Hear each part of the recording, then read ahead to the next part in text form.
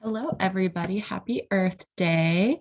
My name is Megan, and I am Bring's Waste Prevention Education and Events Coordinator. And today we're going to talk about climate hope and this idea of how to stay hopeful in the climate crisis and to think about tools that we can use, such as mindfulness, to be able to stay grounded when we're learning and teaching about climate change. So today is really about thinking about climate change from a personal perspective, thinking about the emotional side of it, and how we can develop coping mechanisms when we're faced with difficult information or difficult news. And we'll talk a little bit about what burnout might look like and how we can sort of prevent it. Because ultimately, the climate crisis is a very big, overwhelming issue that we all kind of have responsibility to learn about and maybe teach others and to perhaps adjust some of our lifestyle behaviors, which is a lot. It's a lot of work. So with that, I'm going to dive in and we're going to start with a grounding activity. So I would like you all to settle in and take a couple of big breaths, a couple inhales and exhales. And maybe if you're sitting, you can uncross your legs. And if you are open to closing your eyes, you can choose to do so. And I would like you to take a minute to imagine an outdoor place. And perhaps it's a place you've been before, or perhaps it's a place that you imagine and that you can sort of create in your brain. So I want you to visualize this outdoor place and think about all of the colors in the landscape that you might see in front of you. And if you can take a minute to think of an enjoyable scent. And perhaps you can think about what you're feeling in this moment, in this place. Is it a sense of excitement? Is it perhaps a feeling of reset?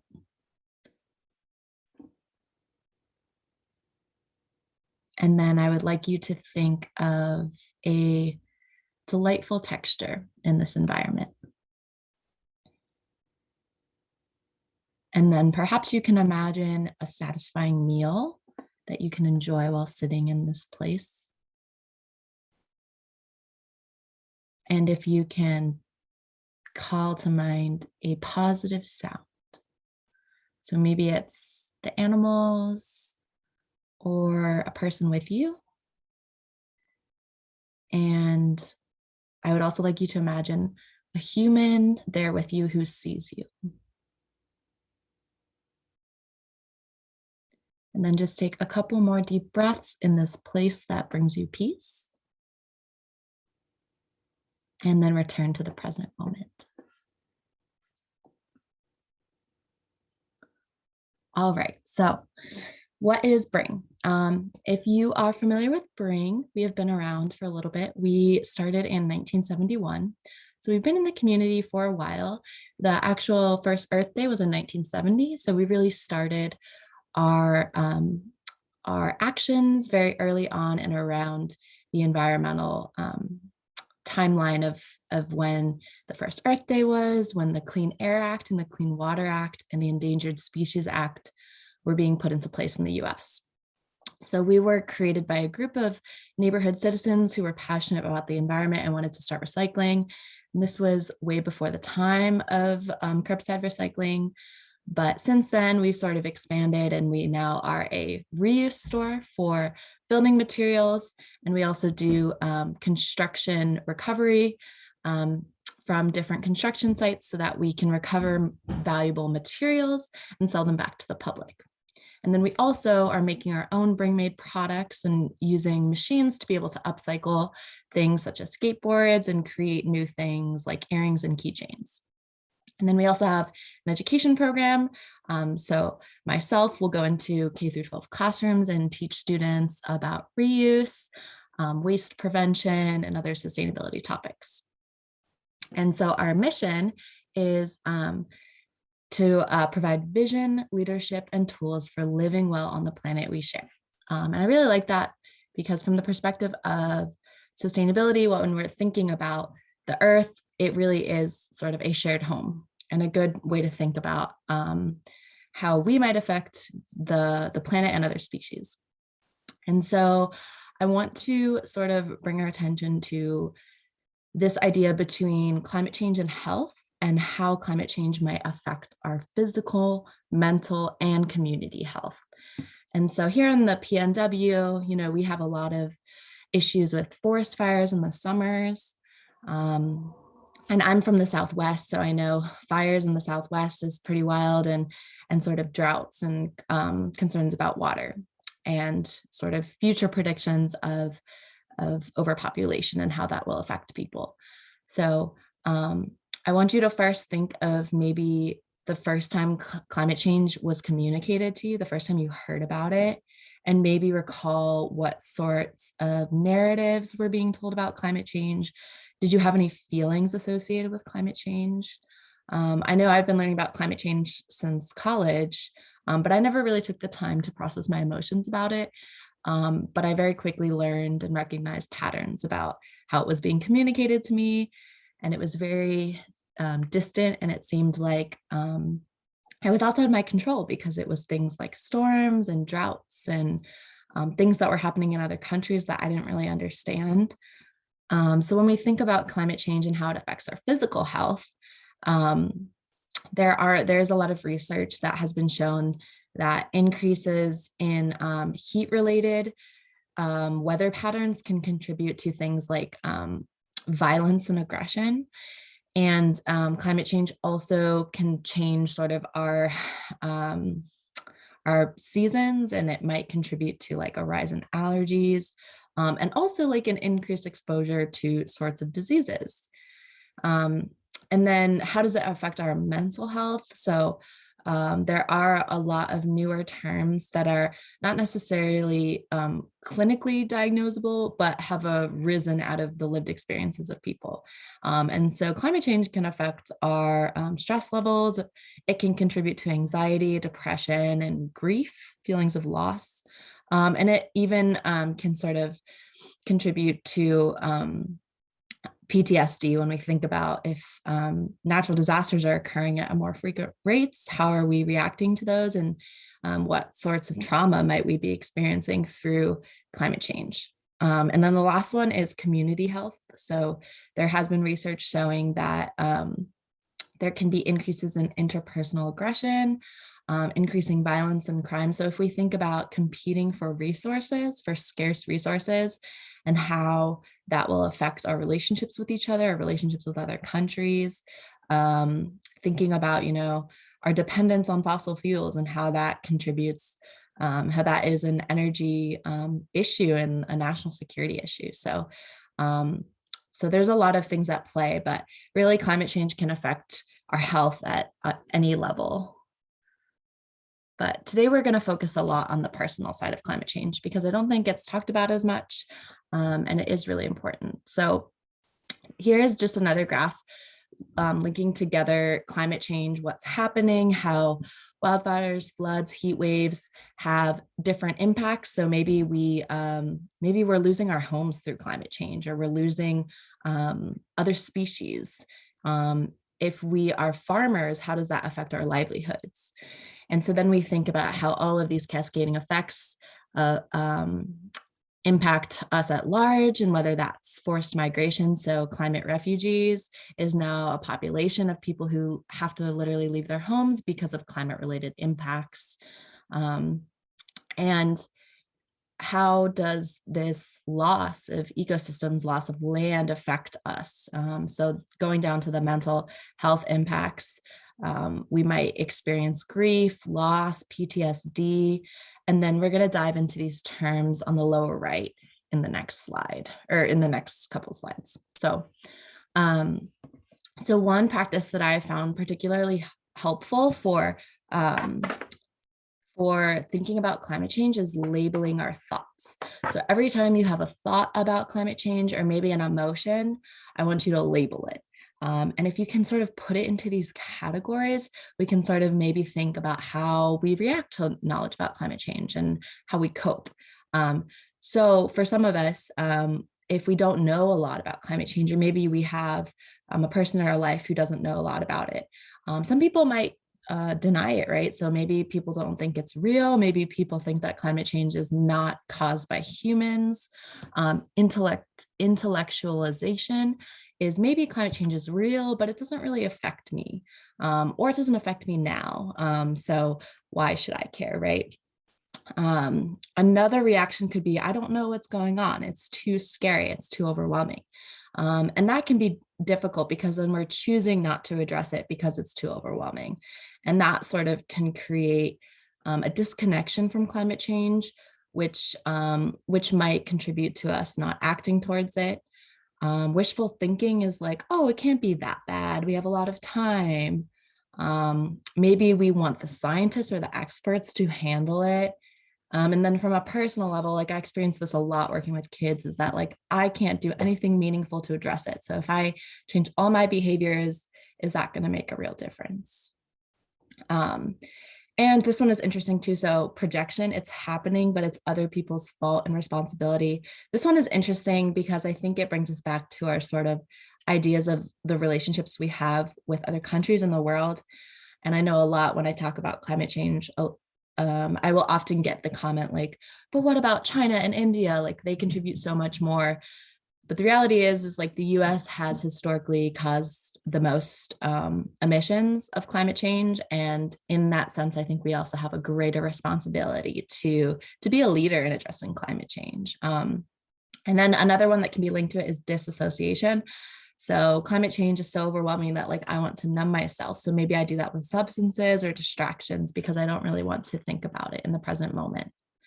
So I'm going to go back one slide to a solution and a practice that I've really actively started to integrate into my life, which is to really think about my media diet. So where am I getting my news? And to really do this like without judgment, because I think a lot of us think that if we're not following the news every day that we're misinformed, but really like we need to carefully think about the information that we're consuming and how it's affecting us. And so just a couple questions is, who do I want to be right now? How do I want to use my time today? What is the news doing for me? And is it helpful or does it feel contaminating? And to really utilize our social media boundaries around this. So I'm a huge proponent of turning off notifications and only checking social media like once or twice during the day. And there's a time limit that you can put on Instagram, and it will tell you when you've spent 10 minutes on it. And I will actively try to not go beyond that. And also like you can replace the news with more self-soothing practices. Um, or you can also balance it. So like maybe you want to listen to the news, but you want to do it while doing another calming, regulating activity. So like I'm a huge fan of learning through podcasts, but like listening to podcasts while I'm on a walk. Or like maybe I'm reading the newspaper and I'm mindfully drinking my tea, thinking about ways that we can sort of stay calm when we're overwhelmed by a lot. So here is a couple of terms and climate related emotions that I want to introduce with, I think the most commonly perhaps felt or shared is eco-anxiety, which is just anxiety compared to depression. Anxiety is thinking in the future. Depression tends to be thinking about the past. And so when we're thinking about climate change, we're often talking about what's going to happen in 5 years or 10 years, or what's going to happen in the lifetime of my children. So it really is a fear, and it's chronic. So that means like it's happening over time. And there's also a lot of uncertainty about climate change. So it's kind of this like ongoing anxiety about the future, thinking about our future and also that of next generations. The next term is solastalgia, and this one is really interesting. And it was coined by this Australian philosopher. as a set of psychological disorders that occur in a native population following destructive changes in their territory. Um, so this could be like when if climate change contributes to a loss of your home and like maybe not being able to recognize your home because it's so changed from humans. Um, and this idea of eco-mindfulness. So I like to think of this broadly, but eco-mindfulness, I think, is just practicing mindfulness with a focus on sustainability. And so this could mean being maybe like mindful of nature and also mindful in nature, because nature has so many healing benefits for us and can really contribute positively to our mental health. And so it's just making these connections between really carefully thinking about, you know, power structures and our society, our economy, and how people are affected by this and how it goes beyond ourselves. It goes beyond the US. It really is a global issue. And then moving on to a couple more terms, these ones are kind of interesting, but this idea of species shame. So if you've ever felt like ashamed to be human, that's kind of what this emotion captures, is because like we have this awareness that we are actively destroying the one home we have. And there's kind of some shame associated with that. Or perhaps it's shame of living in a capitalistic society, being trapped by that.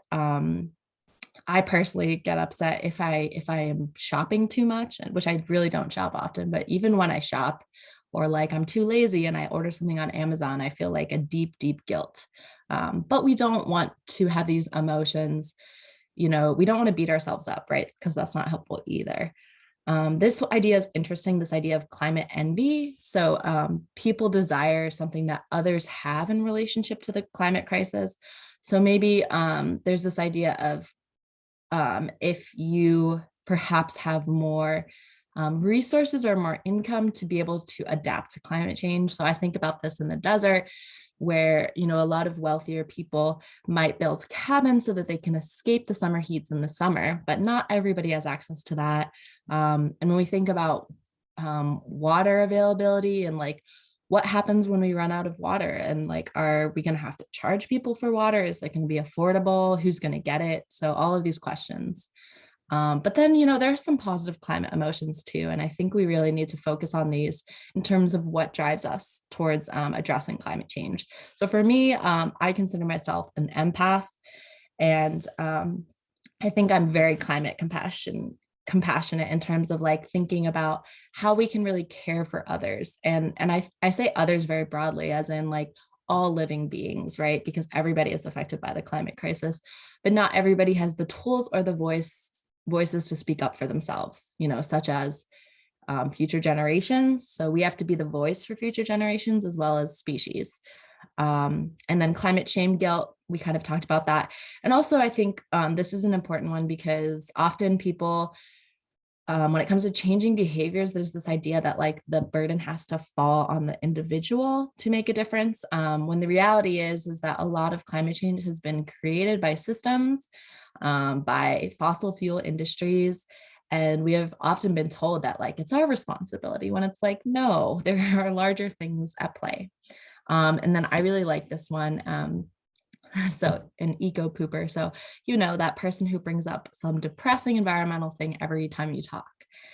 And then I just want us to think about, you know, beyond this sort of language and these ideas that we are validating and elevating and really just naming, right? Naming these emotions is what is missing. So what other climate emotions are we feeling? And what is not really being talked about as much? And so I'm going to just briefly touch on this idea of how environmental justice and climate justice and mental health related to the climate crisis are related. Because when we think about climate change, the reality is that there are certain populations that are going to be more vulnerable to climate change than others. And this can do with socioeconomic status. This can do with environmental justice issues. So people who are already living in places that are perhaps near landfills or near toxic sites, right? Youth is a very vulnerable population because essentially they are inheriting this crisis. And I really like to tell youth this because I don't want them to feel like, it was their fault, but nonetheless, like it still is kind of this responsibility. So often I talk to young people and they're like, I'm just angry. Like, I'm angry. Why did my parents' generation cause this? And like, why did they leave it for me to fix? Right. So this is really important to think about. And also just other vulnerable populations in terms of like old people, young people, people who have pre-existing health conditions and are more impacted by climate change. And the reality just is that like the impacts will not be borne equally. So when we want to think about justice and we want to think about who this will affect and what sorts of trauma it might cause, right? Like if people already have pre-existing mental health conditions, how will climate change perhaps like exacerbate current mental health issues? And I think all this is really important when we think about mindfulness. When we're really talking about climate change, we're talking about everybody, right? And so we really want to be mindful of everybody, including other species, and to be thinking beyond ourselves. So another solution that I have sort of found to be pretty helpful is this idea of reframing. So I took like 5 of my strongest fears / nightmares and ideas. So on the left being, should I have kids? This is something that I consistently talk to friends of my age with, and I am very skeptical of having kids. I never thought that I would say that, but considering how much I know about climate change, it is possibly a very personal choice that I might have to sacrifice due to my beliefs about climate change. But I like to also reframe this idea. So on the right, you'll see the reframe, which is I release any feelings of shame or guilt in my desire to have kids. So I think having kids is a deeply personal choice, and we don't want to shame other people for that choice, nor do we want to feel shame ourselves. Another one is I will never be able to do enough to fix climate change. I think about this constantly. I constantly think about how I could be doing more. But a reframe of this could be I recognize that the climate crisis is a shared responsibility. The lower right is a picture of the forest burning, which I dream about this actually. But a reframe of this is that my grief for the loss of ecosystems is a reflection of my love of life.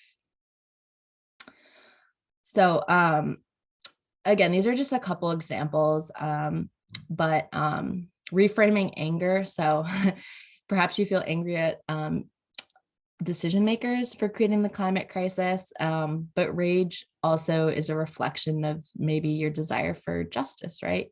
So every time you have these emotions, I encourage you to think about like, well, what is this telling me?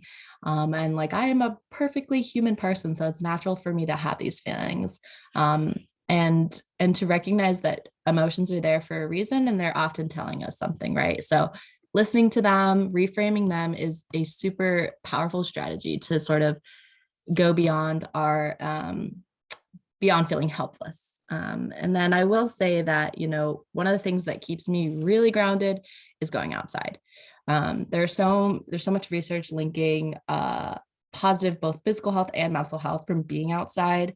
And there was even this idea coined that we have biophilia, or we have a love of living things and other forms of life. And so when we're outside, there's so many wonderful things that happen, whether our stress is reduced, maybe we're connecting with others. The idea of just nature being very mysterious and wonderful and beautiful, this contributes very positively to our health. One thing I've also tried to integrate into my personal and professional life is to start a journal. Journaling has been such a healthy way for me to process my emotions, and also to kind of be a little bit creative about it as well, because there are many practices that you can do within a journal, right? So these are just a couple of prompts that I put up about ways to think about climate change, and also to think about climate change as an opportunity, because I think that's really what climate hope is about, is that we're not trying to sugarcoat climate change, but we are trying to think about ways in which climate change can really be like our wake-up call to redesign our society and to sort of reestablish our relationship with the earth that we depend on. So a couple of these questions are: what feelings come to mind when we think about climate change? What is our relationship to the land, the microorganisms, the resources that support life on Earth? How can we use art, music, comedy, and conversation to cope with climate change? And how can we cultivate gratitude for our bodies and our minds in learning about climate change? And how do we elevate the voices and solutions of vulnerable populations? And then just thinking about what we appreciate about the earth, what we appreciate about being alive, and what we appreciate about being human. And I super encourage this idea of writing a letter to a future generation. So maybe you write a letter to your child or to your future child, to someone who doesn't exist, sharing just your hopes for the world that they grow up in. And this can also be another species. So I wrote a letter to a panda bear, because like I don't ever want panda bears to be extinct. But it's just a fun little thing, fun little practice to try. And the last thing I will end with is this quote. And this is from a book called All We Can Save, which is just a beautifully titled book as well. And it's all women who are climate activists and who are really thinking about the emotional side of climate change and the personal side. And so one of them is this idea of feeling. So we should feel awake, aware, attuned, hearts break, souls shake with anxiety, can't skip this, struggling, mourning, raging, healing, a ferocious love for the planet we call home. And I think that's really what sustainability is that like we fiercely love this planet, we want to protect it, we want to make it the best for future generations. And if we can stay motivated by that love and by that hope, then we really will be able to shape a better future. So that's what keeps me hopeful. And then actually, I do think I have one more slide here. But this is this idea of climate hope stories. So when we're scrolling through the news, what inspires you? And I think beyond anything, young people inspire me. When I hear about teens who are 11 or 12 and are striking for climate at such a young age, this generation inspires me. They are far more involved, engaged, and caring about this issue. And I really think that we are passing the world on to amazing, amazing change agents. And that is reasons to be hopeful. And so with that, I will end this recording and say thank you for joining me, or if you're tuning in later, I am happy to chat with anyone further who is interested in sort of integrating this emotional side to climate change, or if you need more ideas of self-care practices. I've also compiled some resources about climate conscious therapists and sort of groups that meet regularly and discuss climate related emotions. So if that interests you, I encourage you to email me, reach out, connect with me on LinkedIn. I'm happy to chat with you. And I hope that everyone has a wonderful Earth Day. Go outside today, enjoy the sun, and just enjoy being human. So thank you so much for this. And I will hopefully see you all soon. Bye.